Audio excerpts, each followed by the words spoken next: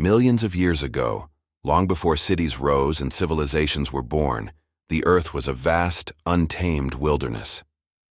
The air was thick with the cries of ancient beasts, and the jungles stretched endlessly under crimson sunsets. This was a world of chaos, and it belonged to its warriors. Deep in the emerald heart of this primeval world lived a giant silverback gorilla named Kuro. He was the undisputed guardian of the mountains, a creature of immense strength, his eyes filled with a primal wisdom and fury. His roar alone could shake the very canopy and silence every predator for miles. Far from his domain, nestled in the forest's core, lived a tribe of early humans. Among them was a young warrior girl named Lira, known for her unmatched courage. Her hair was the color of burnt gold, her skin painted with earth and ash, and her eyes held a defiant spark. Lira's tribe spoke of a mountain spirit, a great ape chosen by the gods to protect the land. Few had ever seen it, but the legends described a beast who ruled the wilderness like a god. That god was Kuro. One humid dawn, a thunderous roar ripped through the forest. A volcano had awakened, splitting the earth and spilling molten lava into the jungle. As Lira's tribe fled the spreading fire, chaos erupted. In the confusion, her younger brother Tanu became trapped by a massive falling log. Without a second thought, Lira plunged back into the smoke, her obsidian blade cutting through the choking vines. Flames licked at her skin, but she pressed on, until a shadow rose before her, as tall as the ancient trees. It was Kuro. The gorilla's eyes burned like molten gold. With a single powerful swipe, he tore the log apart, freeing the boy. Lira stared in awe as the giant beast looked down at her. For a fleeting moment, a silent understanding passed between them. Then, as quickly as he appeared, Kuro vanished back into the smoke. From that day, Lira swore she would find him again. The spirit of the mountain had saved her brother, and she knew their fates were now bound together. Weeks passed, and the land still smoked from the eruption. But a new, more insidious danger crept into the jungle. Monstrous Komodo dragons driven from the volcanic islands invaded the mainland. They were larger, more aggressive than any seen before, hunting in packs, their saliva a deadly venom. Lira's tribe began to suffer. Hunters were dragged away in the night, their screams lost to the valley. Even the strongest warriors fell to the dragon's poison. Desperate, Lira knew there was only one creature strong enough to face this threat. She set out alone into the mountains to find Kuro. Her journey was a trial of fire and will. She crossed rivers teeming with crocodiles, scaled cliffs haunted by pterosaurs, and braved storms that turned the jungle floor into a sea of mud. Finally, at the peak of the smoldering volcano, she found him.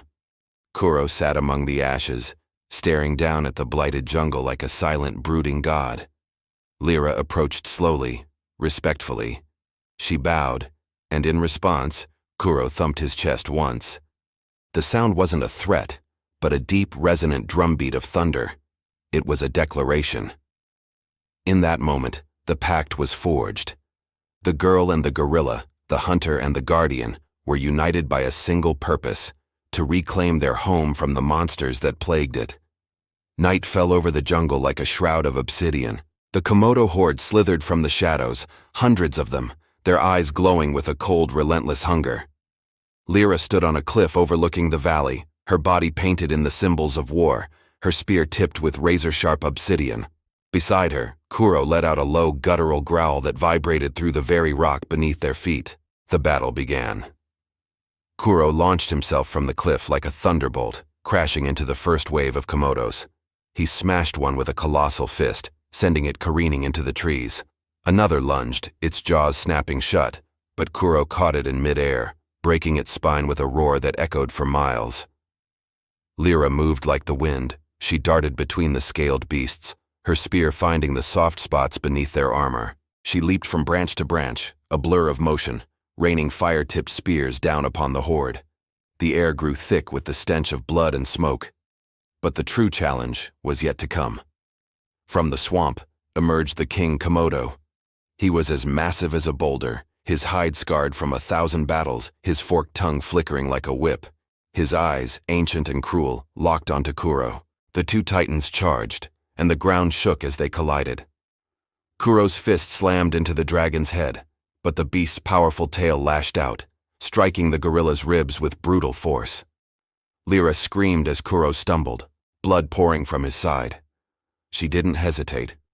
She ran forward, driving her spear deep into the King Komodo's eye. The monster roared in agony and turned on her, its cavernous mouth open, fangs glistening with venom. Seeing her in mortal danger, Kuro summoned his remaining strength. He grabbed a fallen tree trunk and, with a final, earth-shattering roar, swung it with all his might. The blow crushed the dragon's skull, sending it crashing lifelessly into the swamp. A stunned silence fell over the jungle. The battle was over. Slowly, the remaining Komodos retreated, melting back into the darkness. As the first light of dawn painted the sky in hues of gold and rose, Lira knelt beside Kuro. The great gorilla was wounded but alive. He looked at her, his ancient eyes filled not with the fury of a beast, but with the calm of an equal. She placed her hand on his massive arm, whispering words of gratitude in her tribe's tongue. From that day forward, a new peace settled over the jungle. The people called Lira the Daughter of the Mountain, and Kuro became known as the Eternal Guardian. Together they became legends, the protectors of a green, vibrant world that existed long before our time. Millions of years have passed since then. The jungles have changed, the volcanoes have fallen silent, and humanity has built its sprawling cities. Yet, deep in the heart of the world's last wild places, hidden beneath vines older than memory, a stone carving endures. It shows a girl with a spear, standing proudly beside a giant gorilla.